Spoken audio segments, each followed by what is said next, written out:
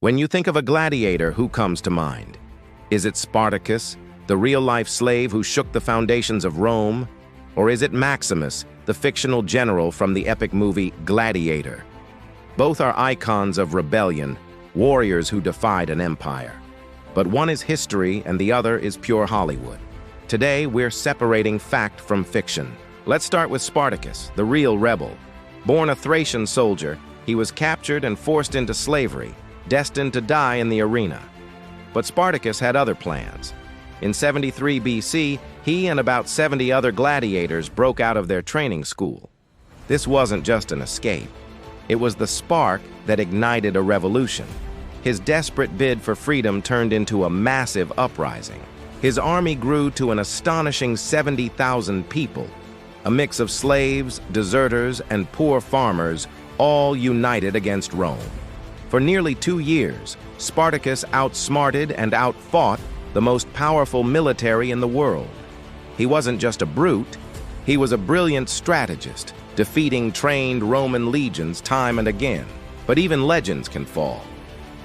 In 71 BC, the rebellion was finally crushed by the Roman general Marcus Crassus. Spartacus died fighting on the battlefield, a warrior to the very end. As a horrifying message to anyone else who dared to dream of freedom, 6,000 of his followers were crucified along the Appian Way, their bodies lining the road to Rome. Spartacus became an eternal symbol of the fight against oppression, inspiring freedom movements for centuries to come.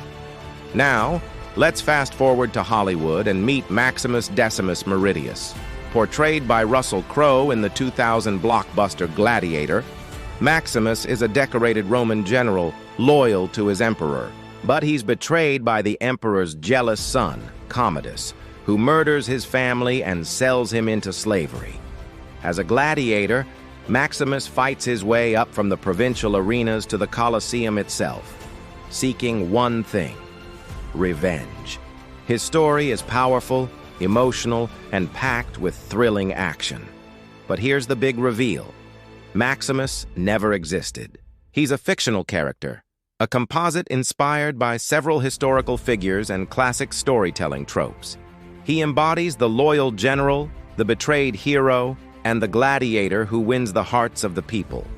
The film is a masterpiece of entertainment, designed to pull at your heartstrings and get your adrenaline pumping.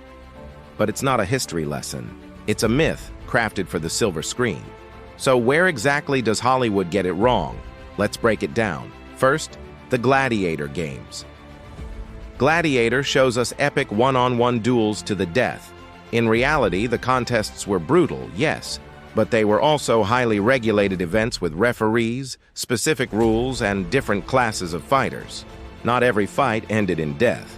In fact, gladiators were incredibly valuable assets, like star athletes today, so owners often preferred not to lose their investment. Mercy was more common than the movies suggest. What about the crowd? Hollywood loves showing a bloodthirsty mob screaming for death. While Romans certainly enjoyed the spectacle, the thumbs-down gesture is likely a modern invention. The historical evidence is murky, but the decision of life or death was complex, not just a simple crowd vote. And the scale of rebellion? The movie shows Maximus as a lone hero defying an emperor.